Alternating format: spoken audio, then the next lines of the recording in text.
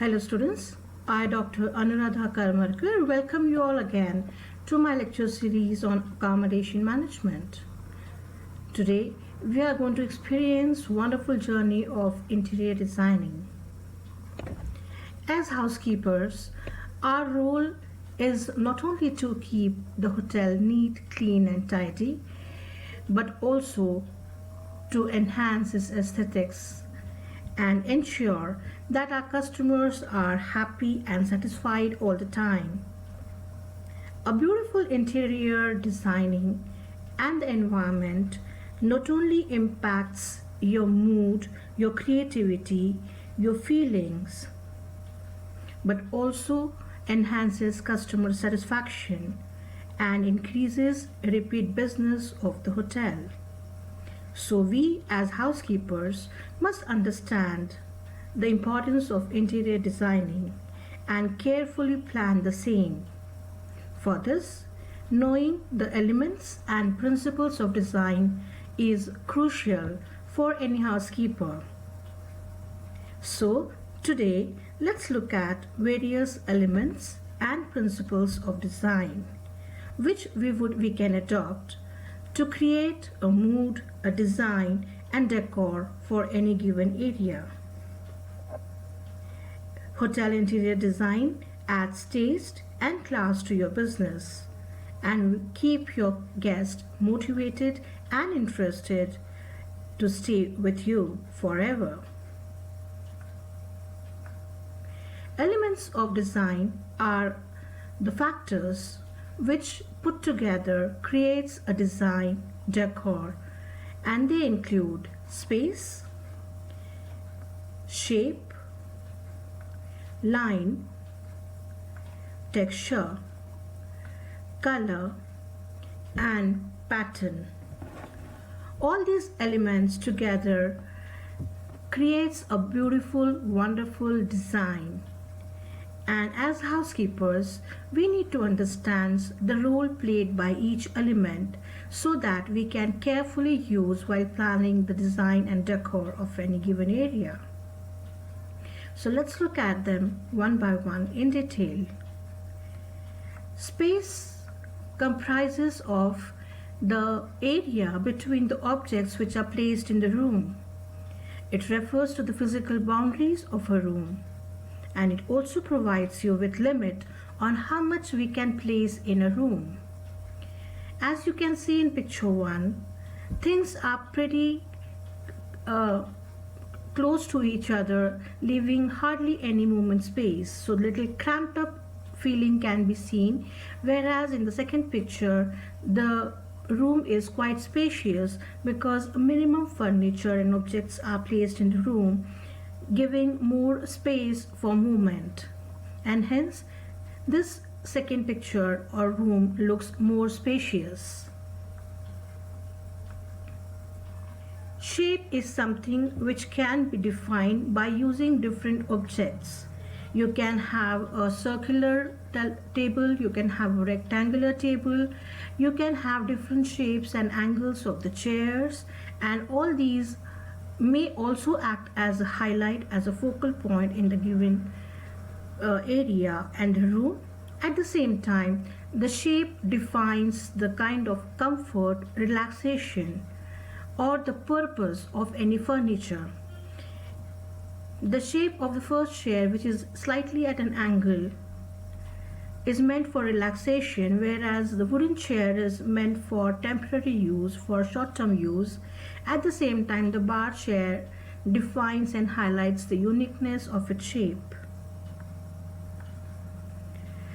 Lines in the room provide a form or shape. It outlines an object. It signifies movement and guides the eye through a room. They give direction and divide the space in a given area or a room. Various types of lines can be used in the interior designing. They can be horizontal, vertical, diagonal or curved. Vertical lines gives the feeling of power, dignity and masculinity and the height. So, whenever the purpose of a room is to give that kind of feeling of power and magnitude, vertical lines can be created by door, by walls, by wooden walls, as shown in the picture. On the other hand, horizontal lines depict sturdiness, they are calm, they are more restful, and if the purpose of the room or area is relaxation, someone should look for horizontal lines rather than vertical lines. Diagonal lines, which are usually seen on the staircase by introducing a staircase in the given room, depicts activity or motion. So whenever that kind of impact has to be created of movement, activity, then diagonal lines can be used as shown in the picture. Curved line, on the other hand, introduces softness. So if in a sturdy atmosphere some softness is required, then curved lines and objects, for example, a circular bed can be introduced which depicts softness as compared to a rectangular massive giant bed. So lines can be used not only in the room but also through an objects. Next comes texture. Texture is introduced in interior designing basically to break the monotony. We have seen that in many areas textured walls are introduced as compared to plain walls just to break the monotony and highlight or emphasize the given area. Similarly, texture can be introduced in the form of carpets, soft furnishings, table mats, or even the furniture surfaces. So texture basically is the feel, appearance or consistency of a surface. It can be rough, smooth, shiny, hard, soft, etc. Usually for formal ambience and decor, smooth textures are used and reduced, whereas wherever informal mood is to be created, rough textures can be introduced as shown in the picture. This is the most important element of interior designing, color. Color has a lot of significant psychological impact on human mind. So when we are staying in the room, the kind of color which is given on the wall, soft furnishing, floor, or any other object creates a mood and has a psychological impact. In most of the formal environment and rooms, we will find that cool colors as blues, grays, greens are being used, whereas warm colors are hardly used in rooms, but with latest trends and trendy decor, some part of soft furnishing can have warm colors introduced just to create something unique and break the monotony.